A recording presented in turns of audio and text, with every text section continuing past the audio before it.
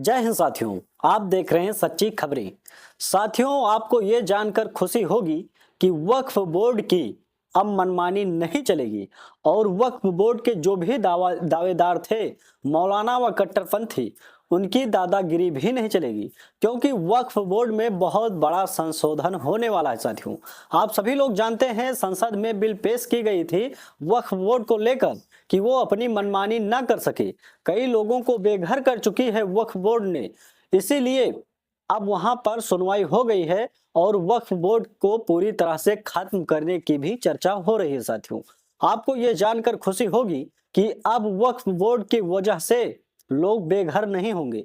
लोगों की जमीन व दुकान व मंदिर व कोई धर्म स्थल वक्फ बोर्ड अपना दावा कर कर नहीं ले पाएगा। साथियों, इससे पहले हम आपको बता दें, अगर आप हमारे चैनल पर नए हैं तो चैनल को सब्सक्राइब कर लें और कमेंट में अपनी राय जरूर लिख देना। साथियों, हम अब वक्फ बोर्ड के बारे में पूरा डिटेल से चर्चा करेंगे। साथियों, कब तक वक्फ बोर्ड पूरी तरह से खत्म होने वाला है। साथियों, चलिए वीडियो शुरू करते हैं। साथियों, आप सभी लोग जानते हैं वक्फ बोर्ड के पास बहुत बड़ी प्रॉपर्टी है। रेलवे व फौज के बाद वक्फ बोर्ड की ही प्रॉपर्टी है देश में। 9,40,000 एकड़ जमीन जो कि वक्फ बोर्ड के नाम है, और ये जमीनें ऐसे इकट्ठा की गई हैं जिसमें कई लोग बेघर हो गए हैं।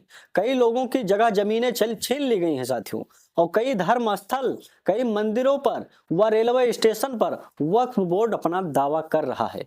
इसमें सबसे बड़ी खूबी ये है, सबसे बड़ी चिंताजनक व परेशानी पैदा करने वाली बात यह है कि वक्फ बोर्ड जिस प्रॉपर्टी को चाहे, जिस मंदिर व धर्म स्थल को चाहे, जिस रेलवे स्टेशन व किसी को मकान व दुकान को चाहे, वक्फ बोर्ड अपना दावा कर सकता है। साथियों, और वक्फ बोर्ड अगर दावा कर देता है तो उसे जो जमींदार हैं, जो उसके मालिक हैं, उन्हें साबित करना पड़ेगा कि वक्फ बोर्ड की जमीन नहीं है।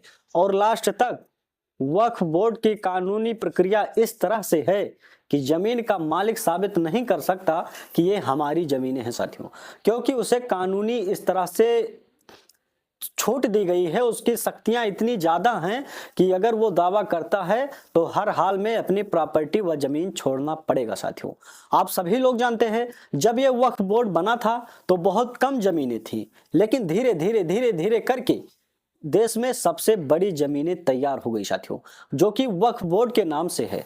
लोगों को किसी प्रकार का कोई लाभ मिल भी नहीं पा रहा है। साथियों, इस पर हम आपको बताएंगे इस वीडियो के माध्यम से वक्फ बोर्ड का पूरा इतिहास, वक्फ बोर्ड कब बना और क्यों बना, वक्फ बोर्ड कैसे काम करता है और इसे खत्म करना व इसमें संशोधन करना कितना जरूरी हो गया है। साथियों, आने वाले समय में व बीते हुए समय में, इस समय व सोशल मीडिया पर आप सभी लोग देख रहे होंगे वक्फ बोर्ड की ही चर्चा हो रही है, क्योंकि वक्फ बोर्ड का इतना मन बढ़ चुका है, इतनी दादागिरी चल रही है, इतना मनमानी कर रहा है कि जिस जगह को देखो, कई गांवों पर वक्फ बोर्ड अपना दावा कर दिया कि ये गांव वक्फ बोर्ड का है, ये गांव खाली करिए। वहां के लोग बेचारे घर मकान छोड़कर खाली कर रहे हैं। साथियों, और कई लोग केस भी कर रहे हैं, दावा कर रहे हैं ये हमारी प्रॉपर्टी है, बहुत दिन से रह रहे हैं, लेकिन उनकी कोई सुनवाई नहीं हो रही। साथियों, कई जगहों पर आप लोगों ने देखा होगा, दिल्ली की बात की जाए तो दिल्ली में कई जगहों पर बड़ी बड़ी प्राचीन मंदिर है,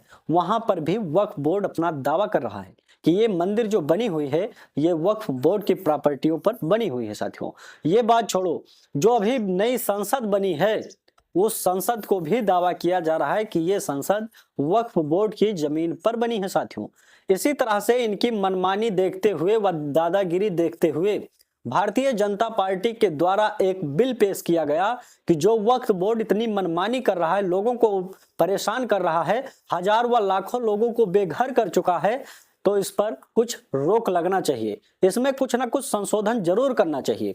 इन्हें वक्फ बोर्ड का दावा करने से पहले सरकार से भी परमिशन लेना चाहिए व वेरिफिकेशन करना चाहिए, ताकि जान पता चल सके कि किसकी प्रॉपर्टी है, पहले समय से वक्फ बोर्ड की है या लोगों को वक्फ बोर्ड परेशान कर रहा है, उसकी जमीनें छीन रहा है। साथियों, हम इस पर चर्चा करेंगे कि वक्फ बोर्ड कब बना, वक्फ बोर्ड के पास कितनी जमीनें हैं और किन किन प्रदेशों में कितनी जमीनें हैं और कैसे काम करता है वक्फ बोर्ड। साथियों, चलिए वीडियो में आगे बताते हैं। साथियों, सबसे पहले जानेंगे वक्फ बोर्ड की इतिहास, उसका इतिहास क्या है, और किसी देश में, भारत को छोड़कर और किसी देश में वक्फ बोर्ड के नाम की कोई प्रॉपर्टी है ही नहीं।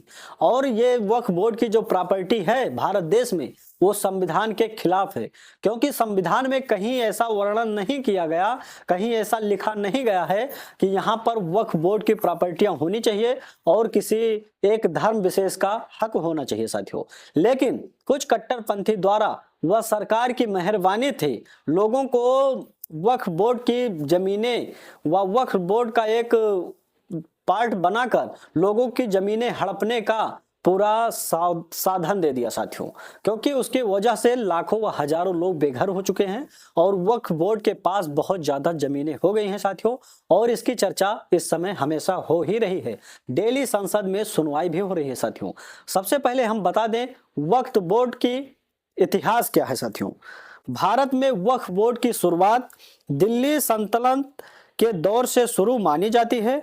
आजादी से पहले मुस्लिम वक्फ मान्यकरण अधिनियम 1913 उल्लेख मिलता है साथियों। इसमें हम आपको बताएंगे 1954 में जवाहरलाल नेहरू सरकार ने वक्फ बोर्ड अधिनियमित पारित किया। इसके बाद वक्फ का केंद्रीकरण हुआ। अधिनियम के तहत सरकार ने 1964 में एक केंद्रीय वक्फ परिषद की स्थापना की गई साथियों।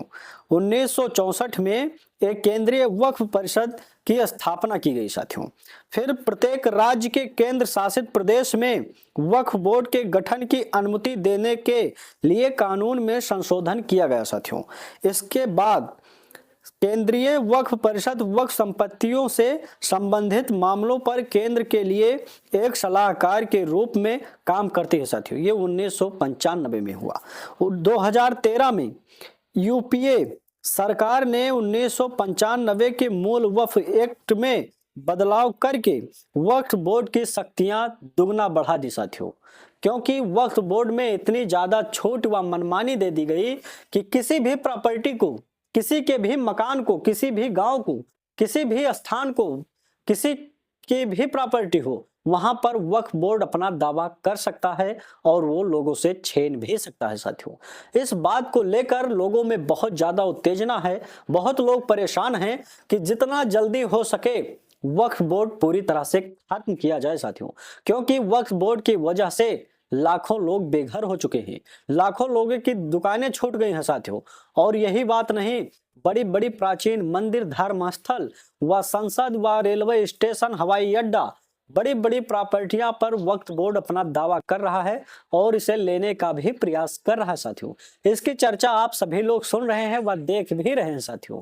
हम आपको बता दें वक्फ बोर्ड की शक्ति क्या है, वो कैसे काम करता है साथियों।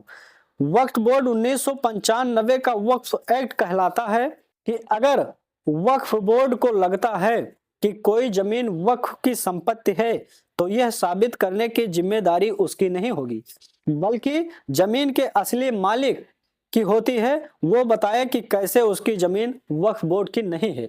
अगर आपकी प्रॉपर्टी हो या मेरी हो या किसी की भी हो, वक्फ बोर्ड उस पर दावा करता है तो उसमें वक्फ बोर्ड को कोई भी बयान, कोई भी कानूनी प्रक्रिया व कोई भी नोटिस देने की जरूरत नहीं है साथियों।